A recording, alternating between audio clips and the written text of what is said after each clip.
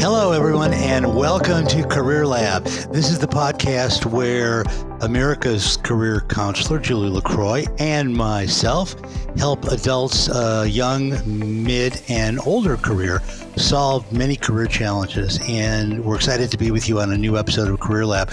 Unfortunately, today, Julie's not able to join us. She is traveling and just is not available to get into the podcast one way or the other. So we love you, Julie. We miss you, and we can't wait to have you back on the show.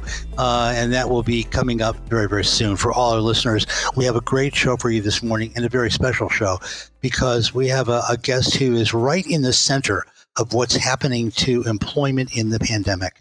And this is one of the reasons why Julie and I wanted to have this guest on the show. We're very grateful to have him on. Today's guest is JC Clow. He is the CEO and principal of the Winery Restaurant Group.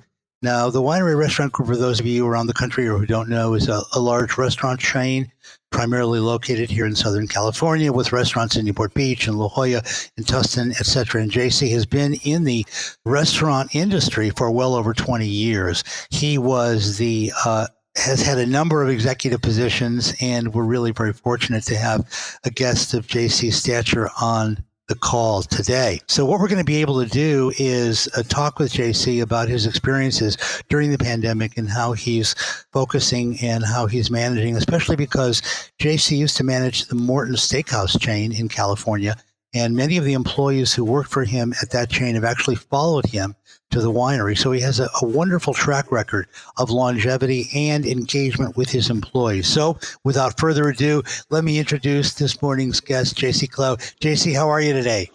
Doing great, Joel. Thanks for having me on. Looking forward to it, and was really excited to join you. And I'm sorry to hear that Julie's not going to be able to join us today. That's too bad. Yeah, that's one of the first times that's happened, but we'll soldier on here, and we still have you, and that's good. And so we're excited to be able to do this segment of the show with you. So why don't we get right into it, because I know you're pushing a tight schedule, and we were a little delayed this morning reaching you. So tell us a little bit about the Winery Restaurant Group, first of all, just to get everybody located on what's going on with the group. Yeah, you got it, Joel. The Winery Restaurant Group has been around for about the last 13 years.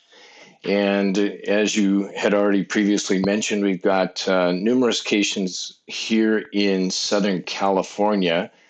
Our original location in the district, which is in Tustin and Irvine, has been around for about 13 years. Our other location in Orange County is in Newport Beach, beautiful location, sits right down on the water in Mariners Mile area. And our newest location is in the La Jolla area at the UTC Westfield Mall down there, with about 200 other tenants and retailers in a beautifully renovated mall. They put about $600 million into renovating that a couple years ago, and just did a fantastic job. So a little bit about the winery, and just once again, super excited to be here with you today. Yeah, I know. I've seen, I live in the San Diego area, so I've seen the location at the Westfield Revised Mall, and that is absolutely beautiful. You're right. And of course, if you go to the Winery Restaurants website, you'll take a look. All of your restaurants are really beautiful. So you're doing obviously a great job, and you have tremendous experience. JC, how many employees did you have in your combined restaurant group before the pandemic? Yeah, Joel, pre-pandemic, we were probably about 225 employees. And how are you doing now? How many employees have you been able to retain during this period? We're still operating with roughly about 150 or so employees, give or take a few. So we've been able to retain about 70% of our workforce, and for the remaining 30% that unfortunately we've had to furlough.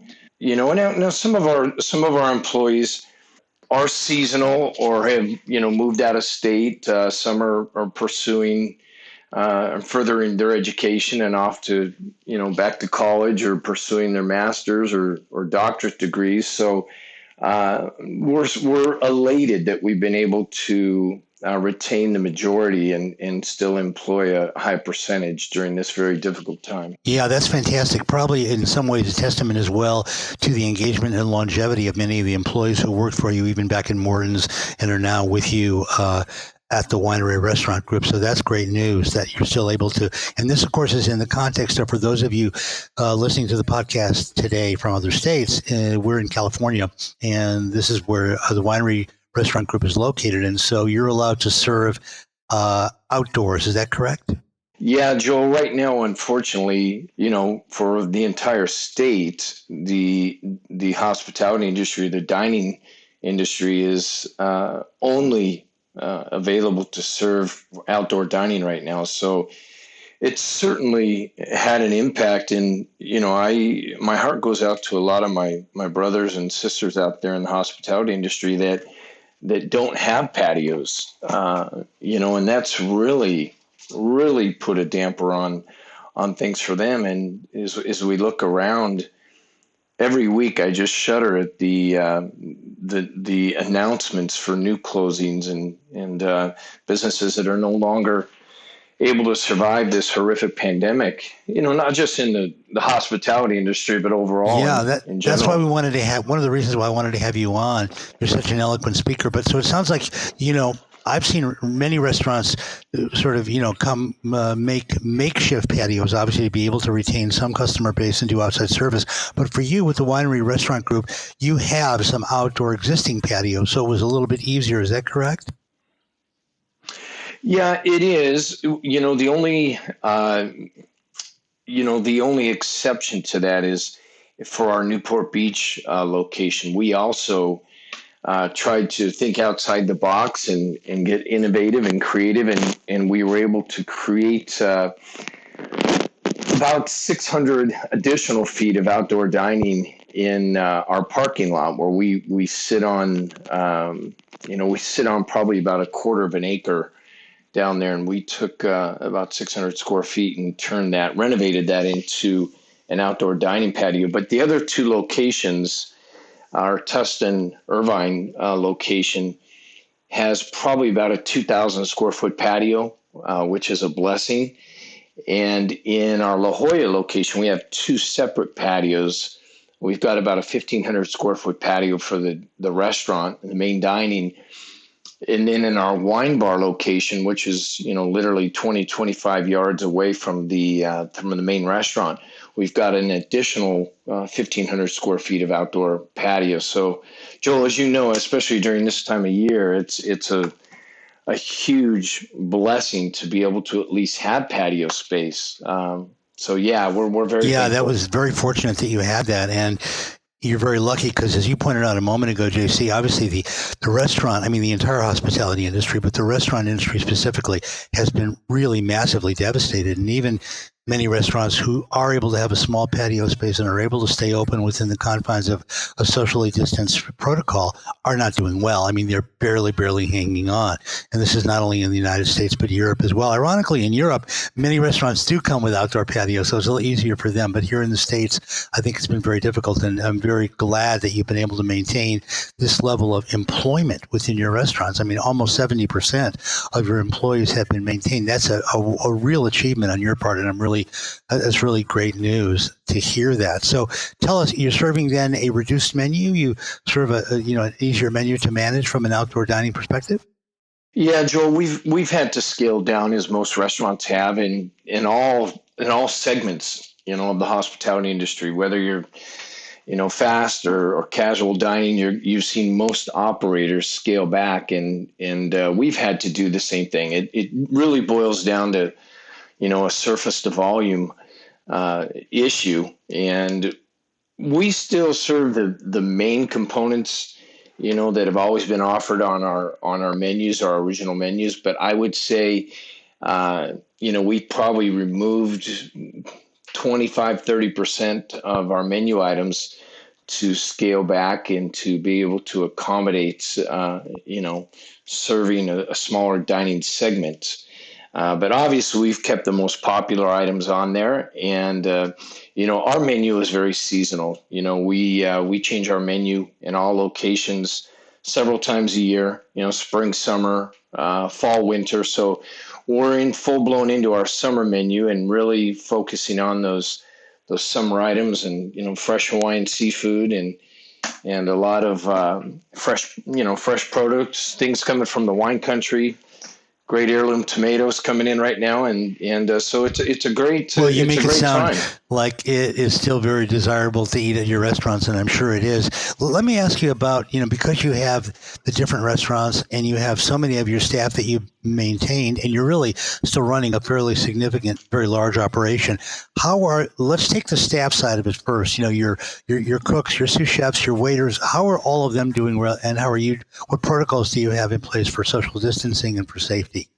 Well, I think we tried to jump on this from day one, Joel. To be honest, the California Restaurant Association, not to give them a plug, but we've been a member and they've been a great asset to be able to lean on. I know they've got a coalition of about 40 attorneys that have been designated to help and assist during this pandemic. And so we're probably on, my partners and I were probably on podcast several times a week, just trying to stay, in tune and with the current changing legislation. But all of our employees, from the time they walk in the door, we've got infrared thermometers. Basically, no one's coming in the restaurant until they have their temperature checked. They have to go through a series of, 5 or 6 consistent questions pertaining to, COVID, obviously. We've got the cutting edge hand sanitizers everywhere. We've got the upgraded mask that we make available, for all of our staff and employees. If I may ask, JC, what are those upgraded masks? You say upgraded. I'm not familiar with what that means. Well, there's a plethora of different masks out there that are offered, and now as you turn on any television set, you'll see that everybody's gotten into the industry or manufacturing masks, and so we've tried to follow guidelines and watch, the CRA and the CDC, and so the masks that we source are the highest rated and recommended for our industry.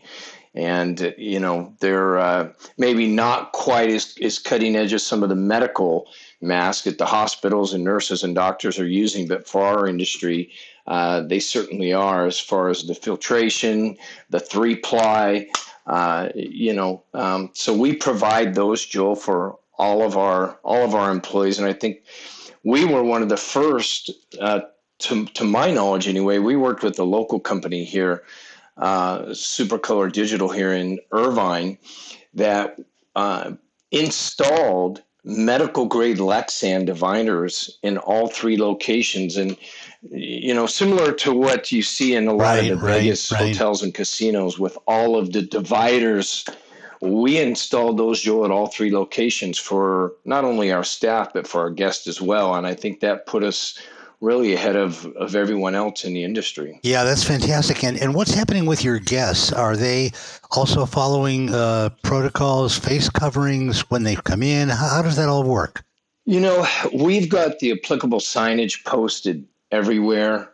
We've got a very well-trained front desk staff, a superlative management team that tries to communicate through all our reservations, letting guests know ahead of time before they walk in the door, that a mask is required upon entry. But Joel, it still happens. There's those individuals out there, unfortunately, that either A, they're not aware for some reason, or B, that they just don't want to follow those CDC guidelines and put a mask on. So we do have masks available at all 3 locations, and we require our guests, if they want to join us, they want to come in and have dinner or lunch or brunch at the Winery Restaurant, any of the locations, they've got to follow that protocol, and they've got to have a mask. Yeah, that's really good that you're doing all that. I wanted to ask about it specifically.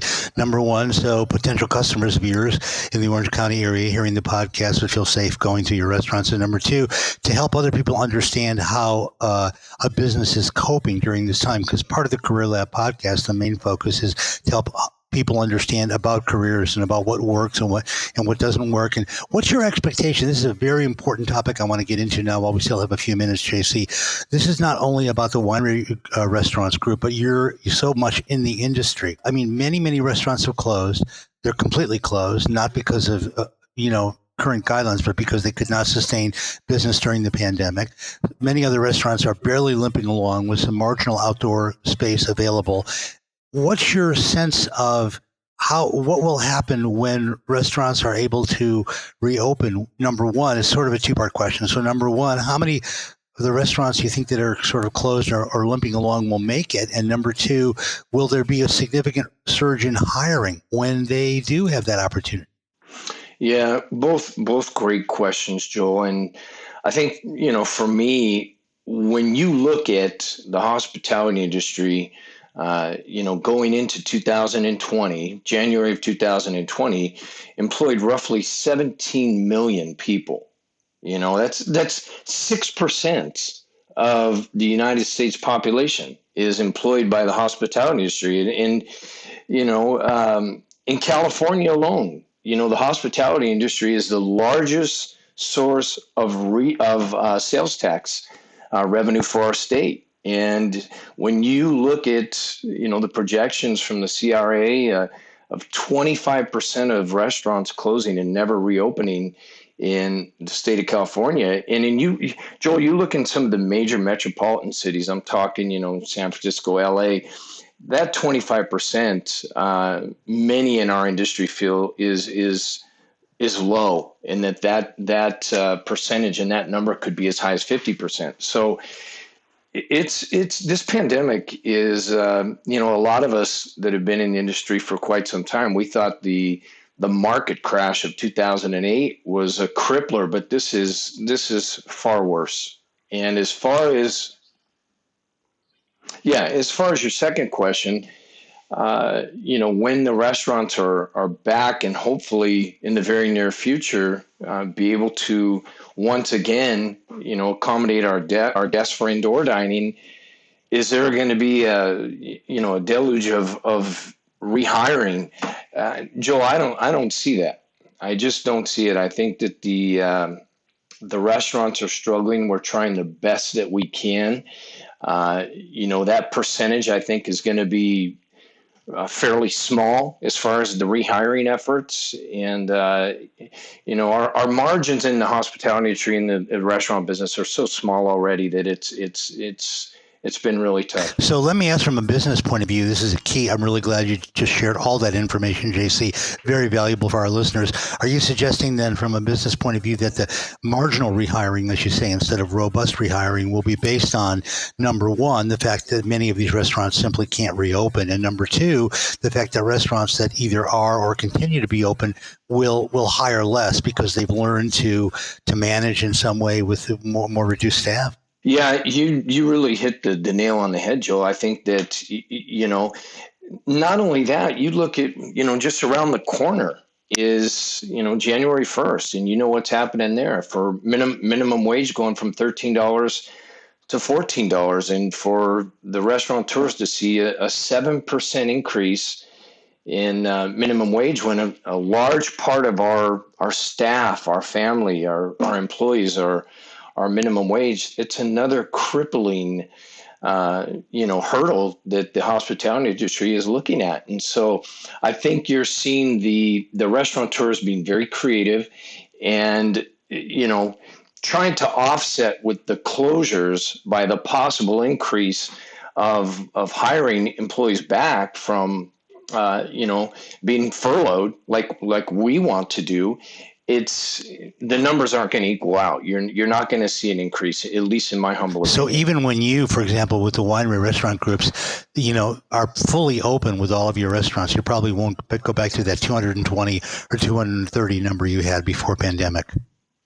we're going to definitely, hire a nice percentage back, but it's probably still going to be 10-15% off of that original pre-pandemic Yeah, number, yeah, Joel. We yeah. just, we're in survival mode like everyone else is. JC, this has really been helpful because oftentimes we don't really get a chance to get on the ground with someone who's an executive in an industry that's really been hit and to really find out what's going on. And in terms of our listeners who are, people need to eat, people love to eat. That's why the restaurant industry is such a fabulous industry and why people love to go out and dine and all of those experiences. And so for all of our listeners who are, number one, considering getting into the restaurant business, I mean, starting getting a job as a waiter, perhaps as a sous chef, and for our older listeners who may have experience cooking at restaurants and want to come back, I think what you're saying is it's going to be a tough slog for a little while.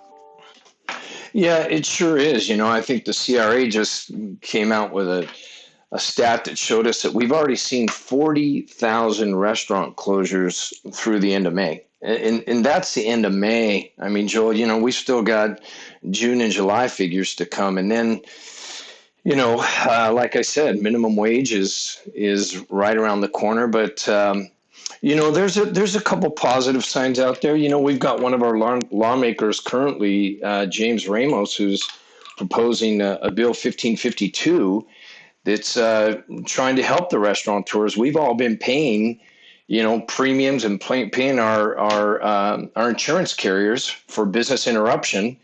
And now our insurance carriers are saying, the pandemic in COVID-19 doesn't qualify for business interruption insurance. And so James Ramos is proposing a bill that really might be out there to help restaurants and possibly force the insurance carriers to pony up and to help the businesses out that we've been paying for this, paying for the business interruption insurance. Ironic that insurance companies would not consider the pandemic force majeure and would not cover, the policies that they have, and that really to not provide coverage for, restaurant interruption is really, I didn't know that, and that's striking. And also, I think a lot of the workers who've been furloughed from this 40%, the number you quoted of restaurants that have closed, have probably been helped out by additional unemployment benefits, and those have gone away as well. So we certainly could be looking at a difficult time. Well, you're one of those people who it's just such a pleasure to get to know you and to have you on the show, and you've created a lot of value tonight and driven a lot of insights. We're certainly going to be putting our show with you as our primary guest online. We want people to know about the Winery Restaurant Group, again, with your various locations. I had those right with Newport Beach, Tustin, La Jolla at UTC, and did I miss one? No, Joel. We pretty much nailed it. And for all your listeners, they can look at the wineryrestaurants.com. The winery restaurants being plural. And those 3 locations are where we're at right now, and it's just been a pleasure to be with you today. And please give my best to Julie and thank you for the opportunity. And before you leave, I just wanted to ask one final question: are your restaurants, because they're open and they're serving outdoors, are you also offering a takeaway service from your restaurants? Oh, thank you for mentioning that, Joel. Yeah, we are doing to go in all 3 locations. And I'll have to tell you, at this time of year, another blessing has been especially our Newport Beach location that sits right on the ocean. We do dockside service, and we have just a plethora of boats that come up and get dockside to go. Dockside, you mean the boats? You mean the boats come up and moor, and then they order the food, and then they can just run in, grab it, and take it back to their boat? They don't even have to run in. We've got expos and food runners that will take it right out to their boats, full service. We provide the utensils, the nice champagne and wine glasses for them. And all 3 locations are doing to go.